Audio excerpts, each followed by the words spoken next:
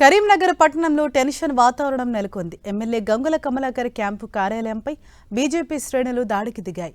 Huzurabad MLA Kaushik రెడ్డిపై దాడి చేసేందుకు బీజేపీ శ్రేణులు ప్రయత్నించాయి. కౌశిక్ రెడ్డి కారు, ఆఫీస్ అద్దాలను బీజేపీ శ్రేణులు ధ్వంసం చేశాయి. కౌశిక్ రెడ్డి ప్రెస్ మీట్ ముగిసిన కాసేపటికే బీజేపీ శ్రేణులు గంగుల క్యాంపు కార్యాలయంలోకి దూసుకొచ్చారు. కౌశిక్ రెడ్డి కారుతో పాటు గంగుల ఆఫీసులోని ఫర్నిచర్ను ధ్వంసం చేశారు. పోలీసులు జోక్యం చేసుకుని ఇరు వర్గాలను చెదరగొట్టారు.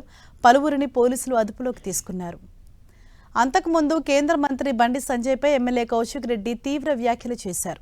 బండి సంజయ్ తంబాకుతో డ్రగ్స్ కలిపి తీసుకుంటున్నారని, అందువల్లే తలపై వెంట్రుకలు ఊడిపోయాయని అన్నారు. కేటీఆర్ డ్రగ్స్ టెస్టుకు సిద్ధంగా ఉన్నారని, సంజయ్ కూడా టెస్టులకు రావాలని డిమాండ్ చేశారు. ఈ సమయంలో పెద్ద ఎత్తున అక్కడికి చేరుకున్న బీజేపీ కార్యకర్తలు కేంద్ర మంత్రి బండి సంజయ్పై కౌశిక్ రెడ్డి వ్యాఖ్యలకు నిరసనగా దాడికి పాల్పడ్డారు. దాడి అనంతరం ఎమ్మెల్యే కౌశిక్ రెడ్డి మీడియాతో మాట్లాడారు. తనపై దాడి చేసిన వారిపై హత్యాయత్నం కేసులు పెట్టాలని, తాను ఎవరిని వ్యక్తిగతంగా విమర్శించలేదన్నారు. కేటీఆర్పై బండి సంజయ్ చేసిన వ్యాఖ్యలకు తాను కౌంటర్ ఇచ్చినట్లు చెప్పారు. తనపై రౌడీ షీటర్లతో దాడి చేయించారని ఆరోపించారు. ఎమ్మెల్యే కౌశిక్ రెడ్డి మీడియాతో మాట్లాడుతున్న సమయంలో అక్కడికి వచ్చిన పోలీసులు ఆయన్ని అరెస్ట్ చేశారు. కౌశిక్ రెడ్డిని పోలీసులు అదుపులోకి తీసుకోవడంతో బీఆర్ఎస్ శ్రేణులు ఆందోళనకు దిగాయి.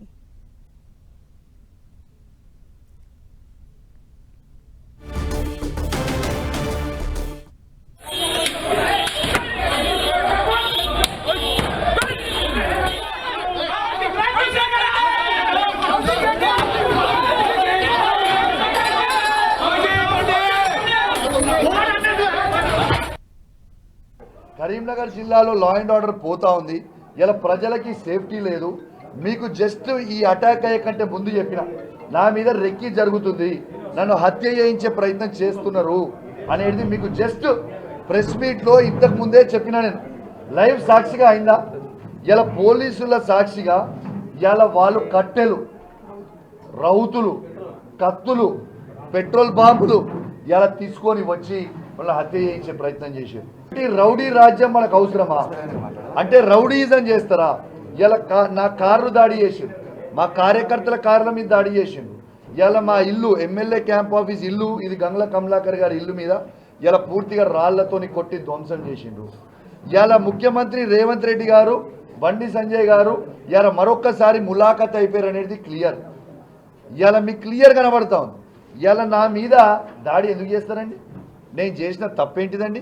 100కి 100% ఒక హోమ్ మినిస్టర్ ఇంటి నుంచి 100 మంది బండి రేవంత్ రెడ్డి గారు మాట్లాడుకొని బండి సంజయ్ గారి ఇంటి మీద నుంచి వచ్చి ఈ విధంగా దాడులు చేపిస్తే అధికారం ఉన్నామని ఎమ్మెల్యే, ఇది అధికారికంగా ఉన్న ఎమ్మెల్యే క్యాంప్ ఆఫీస్, ఈ అధికారికంగా ఉన్న ఎమ్మెల్యే క్యాంప్ ఆఫీస్ మీద దాడి చేస్తుంటే ఈ కరీంనగర్ సిపి గారికి ఇక్కడ మన ఎమ్మెల్యే క్యాంప్ ఆఫీస్ కాపాడే బాధ్యత లేదా?